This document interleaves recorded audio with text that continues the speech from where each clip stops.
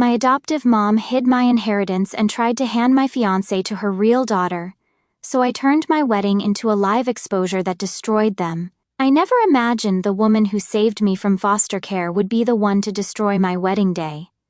But sometimes the people who claim to love you the most are the ones holding the knife behind their back. My name is Natalie Evans, and I'm 28 years old. I work as an architect for a mid-sized firm downtown, designing homes for families who actually want to stay together. The irony of that wasn't lost on me until recently. I've been living what I thought was a grateful, well-adjusted life thanks to Lorraine Mitchell, the woman who took me in when I was 12 after my parents died in a car accident. Lorraine was 55 now, a successful businesswoman who owned an upscale boutique called Mitchell's in the heart of the city. She had this way of making everything seem elegant and purposeful, from the way she arranged flowers to how she spoke about building a proper family.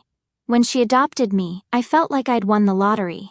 No more group homes, no more uncertainty. Just Lorraine, her daughter Bianca, and me, a beautiful Victorian house with actual family dinners and Christmas morning traditions. Bianca was 2 years younger than me but somehow always seemed more sophisticated. Even at 26, she had this effortless confidence that came from never doubting her place in the world. She'd built a successful Instagram following as a travel influencer, posting glossy photos from exotic locations with captions about living authentically and following your dreams. Her followers ate it up, over 200,000 people who thought she was living the perfect life. For 16 years I believed I was part of that perfect life too. 3 months ago, I got engaged to Marcus Thompson, a 30-year-old financial advisor I'd met through mutual friends. Marcus was everything I'd hoped for in a partner.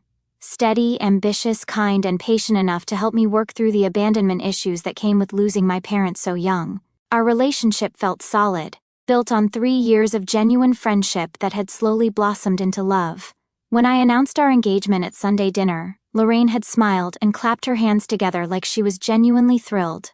"Oh darling, this is wonderful news. Marcus is such a good man.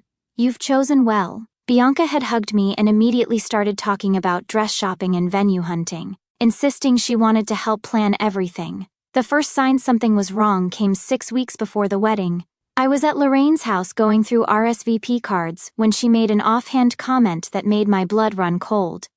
"You know, sweetheart," she said, not looking up from her magazine, "I hope you've really thought this through. Marriage is such a big step, especially when you're still so young." I looked up from the stack of cards. "I'm 28, Lorraine, and Marcus and I have been together for 3 years. "Oh, I know that.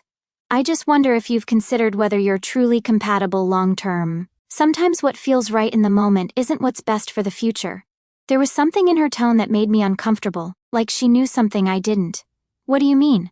"Nothing specific, dear. Just that sometimes we get so caught up in the excitement of being chosen that we don't stop to ask whether we're choosing the right person in return." The conversation left me unsettled, but I tried to push it aside. Lorraine had always been protective of me, sometimes overly so. I figured she was just having normal adoptive mother anxiety about letting me go. But then Bianca started acting strange too. It started with little things. She'd ask detailed questions about Marcus's work, his hobbies, his family background. She wanted to know where we planned to live, what kind of house we'd buy, how many kids we wanted. At first I thought she was just being a good sister, showing interest in my future, but there was an intensity to her questions that felt more like market research than sisterly concern. Then she started suggesting group activities. "We should all go out together more often," she'd say. "I feel like I barely know Marcus, and he's going to be family soon." She organized dinner double dates with her current boyfriend, suggested weekend trips to wine country, even proposed that Marcus and I join her and her friends for a weekend in Napa. Marcus seemed to enjoy Bianca's company, which should have made me happy. Instead, it made me nervous in a way I couldn't quite articulate. There was something about the way she laughed at his jokes, the way she touched his arm when she talked to him, the way she always seemed to position herself in photos so she was standing next to him instead of me. The breaking point came 3 weeks before the wedding. I was having lunch with Lorraine at her favorite restaurant, a trendy place downtown where she liked to be seen by her social circle. We'd been discussing final wedding details when she suddenly set down her fork and looked at me with an expression I'd never seen before. "Natalie, I need to talk to you about something important." "Okay," I said, though everything about her tone made me want to run. I've been doing a lot of thinking lately, and I'm concerned that you might be making a mistake with this wedding. My stomach dropped. What kind of mistake? I don't think Marcus is the right man for you. I stared at her, waiting for her to elaborate, to provide some concrete reason for this sudden change of heart. When she didn't continue, I prompted, "Why not? You said yourself he was a good man. He is a good man. But good isn't always enough. I think there might be someone better suited for him, someone who could make him truly happy." "Someone like who?" The pause that followed was the longest few seconds of my life. "Like Bianca." The words hit me like a physical blow. I actually felt dizzy, like the restaurant was spinning around me. "Excuse me? I know it sounds shocking, but hear me out. I've been watching them together, and there's a connection there, a real chemistry. They have so much in common. They're both ambitious, both social, both interested in the finer things in life. And Bianca has been so lonely since her last relationship ended." I couldn't speak. I literally couldn't form words. "I think," Lorraine continued, her voice gentle but firm, "that you should consider stepping aside. For everyone's happiness." "Stepping aside?" I finally managed to croak. "Calling off the wedding. I know it seems drastic, but sometimes the most loving thing we can do is let go when we're not the right fit." I stood up so abruptly that my chair fell backward. Several other diners turned to look at us, but I didn't care. "Are you out of your mind?" "Natalie, please sit down. You're causing a scene." "I'm causing a scene? You just asked me to call off my wedding so my sister could steal my fiancé." Lorraine's face hardened. "Bianca isn't stealing anything. She's simply a better match for Marcus than you are. And she's my real daughter." The words hung in the air like a toxic cloud. Real daughter. After 16 years of calling me her daughter, of telling me I was part of the family, she'd just drawn a line in the sand that put me firmly on the outside. I left the restaurant without another word. That night, I called Marcus and told him about the conversation. I expected him to be as outraged as I was, to immediately reassure me that Lorraine was crazy and that nothing would ever come between us. Instead, he was quiet for a long time. "Marcus?" I prompted. "That's really weird that she would say that." "Weird? It's insane. She basically asked me to give you to Bianca like you're a piece of property." "Yeah, no, I know, it's just..." Another long pause. "I mean, Bianca and I do get along really well." My blood turned to ice. "What does that mean?"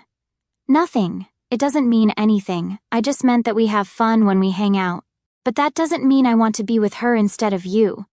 The fact that he felt the need to clarify that made everything worse. Over the next few days, I started paying closer attention to things I'd been trying to ignore, like how Bianca always seemed to know when Marcus and I had plans, and would conveniently show up at the same places. How she'd started dressing differently when she knew he'd be around, wearing outfits that were more revealing than her usual style. How she'd developed sudden interests in things Marcus enjoyed: craft beer, hiking, financial podcasts. Then I found the photos. I was using Bianca's laptop to check my email when a notification popped up from her cloud storage. Without thinking, I clicked on it, and there they were. Dozens of photos from the past few months that I'd never seen before. Photos of Bianca and Marcus at a coffee shop, just the two of them. Photos of them at a hiking trail I'd never been to. Photos of them at what looked like a wine tasting event. In every single photo, they looked comfortable together. Happy. Like a couple. I scrolled through them with growing horror, my mind racing to figure out when these could have been taken.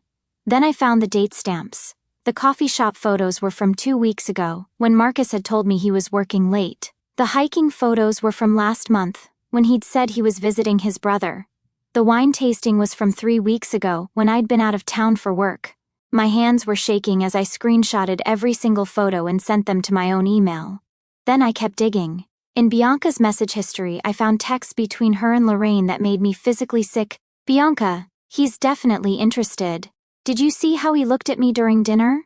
"Lorraine, I told you he would be. You just need to be patient. Let me handle Natalie." "Bianca, I feel bad sometimes. She really loves him."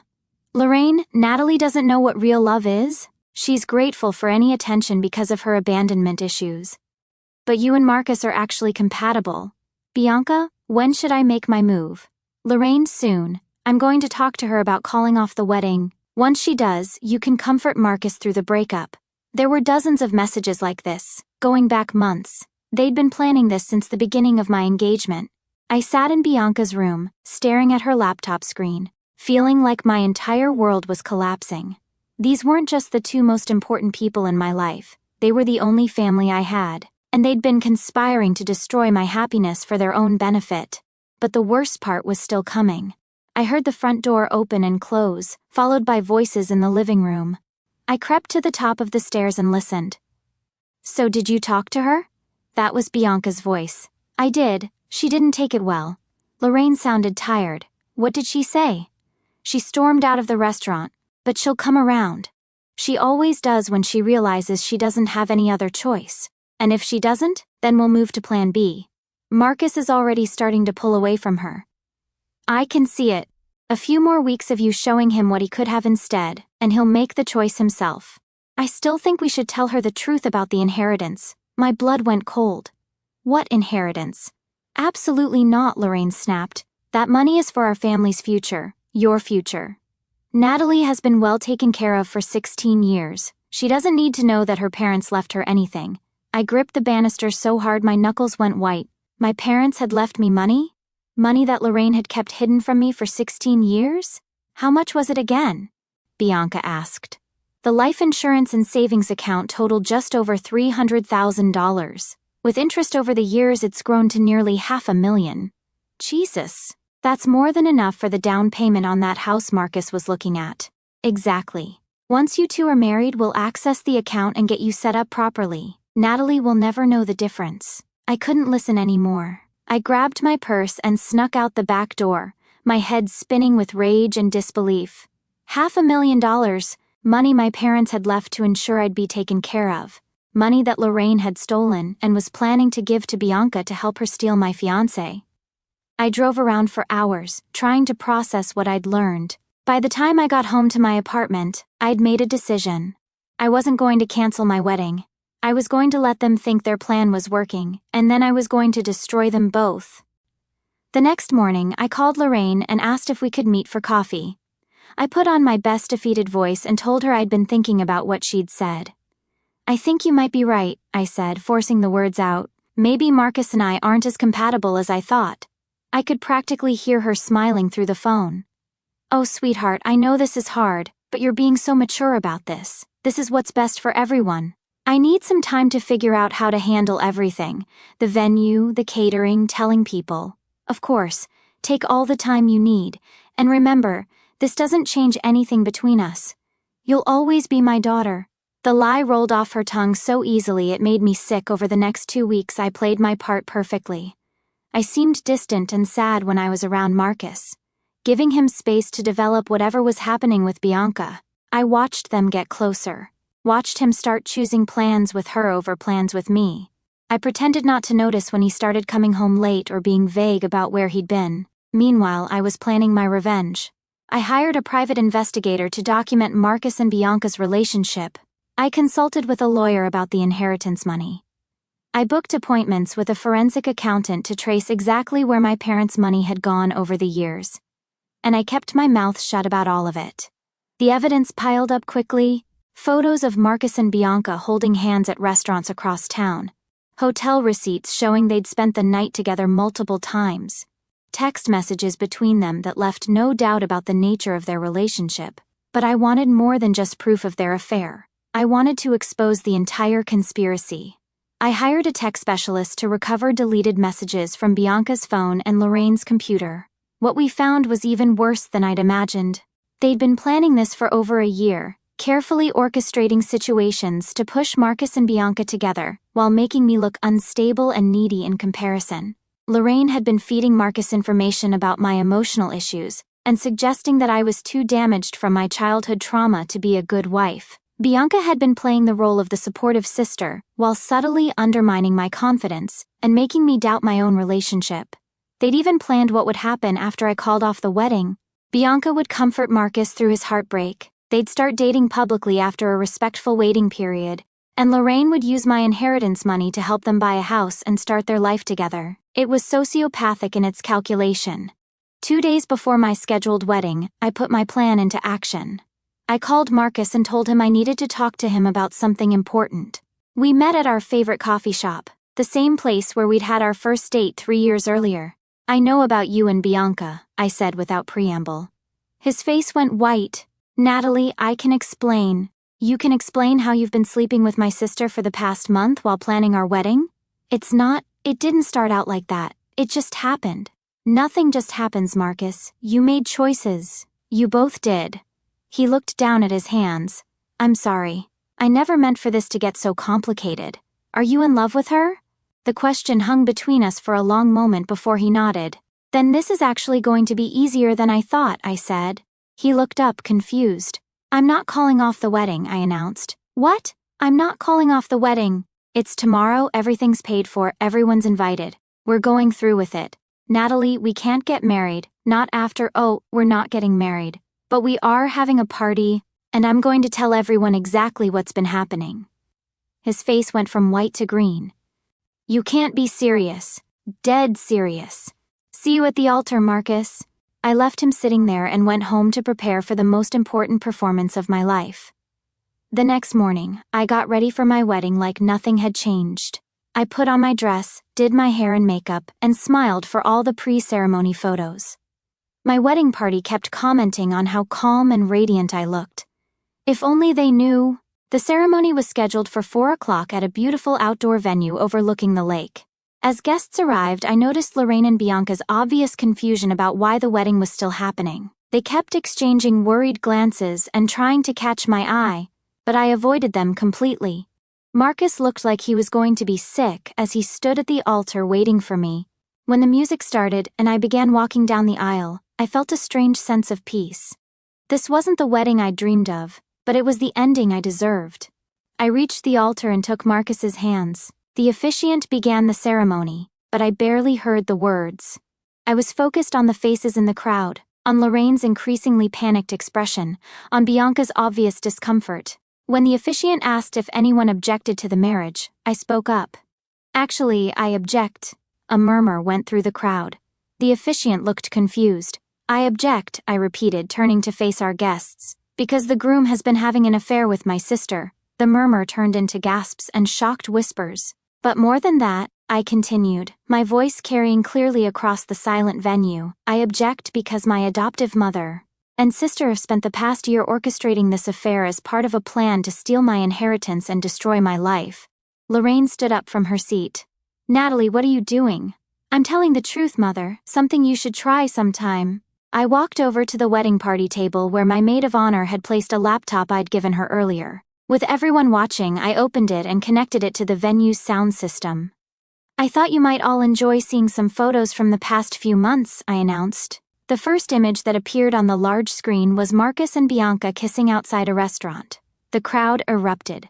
People were standing up, pointing, talking over each other. I clicked to the next photo, then the next, each one more damning than the last. These were taken over the past 6 weeks, I said calmly, while Marcus and I were planning our wedding and Bianca was helping me choose flowers. Lorraine was pushing through the crowd toward me, her face furious. Stop this right now. Or what? You'll cut me off financially? Too late for that threat? I clicked to a new slide, screenshots of the text messages between Lorraine and Bianca.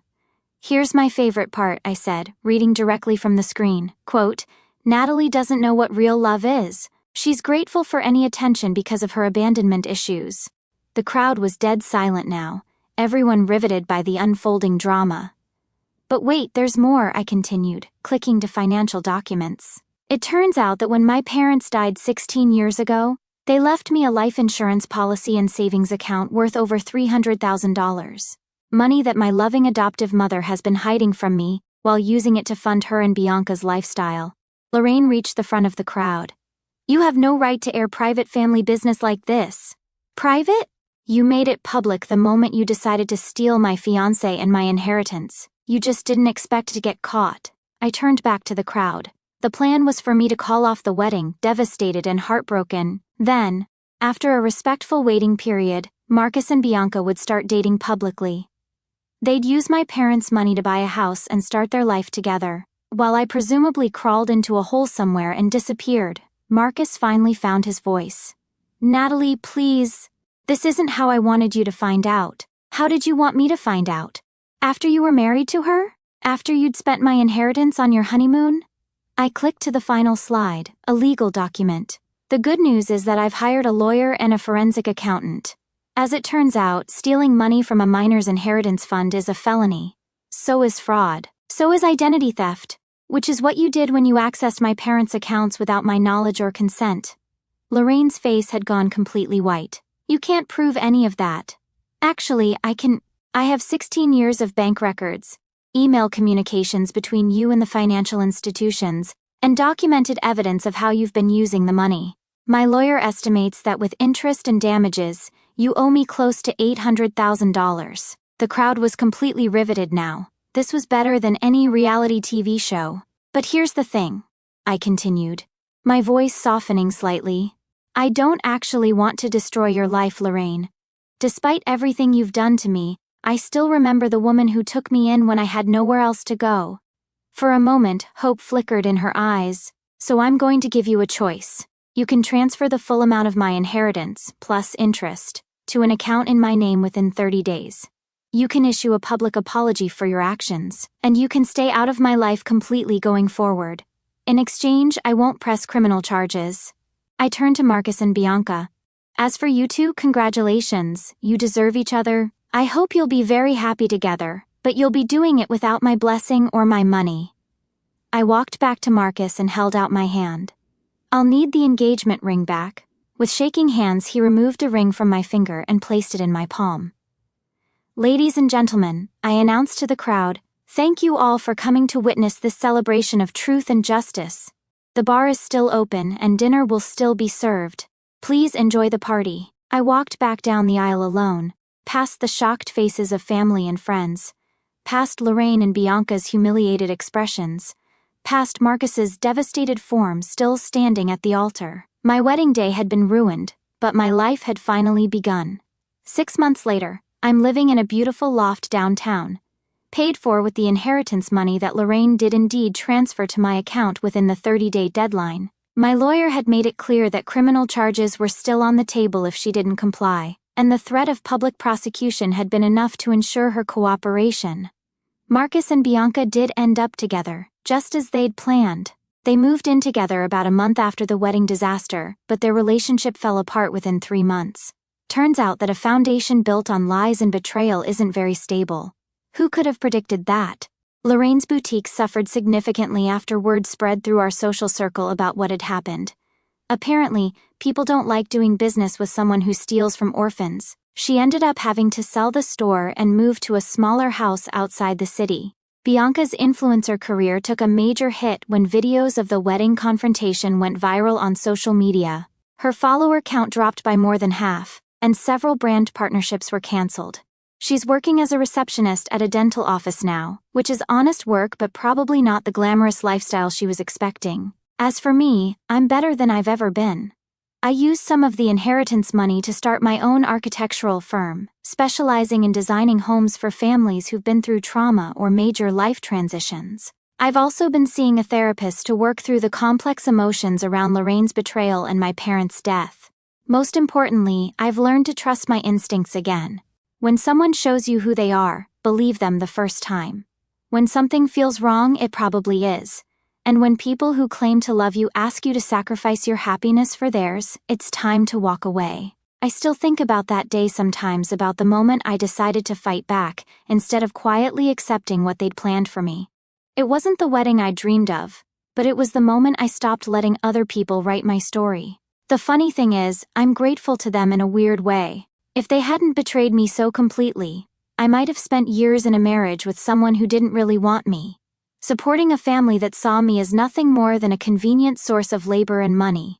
Instead, I'm free to build the life I actually want, surrounded by people who choose to be in my corner because they genuinely care about me, not because they need something from me. I never imagined the woman who saved me from foster care would be the one to destroy my wedding day. But sometimes destruction is just another word for liberation.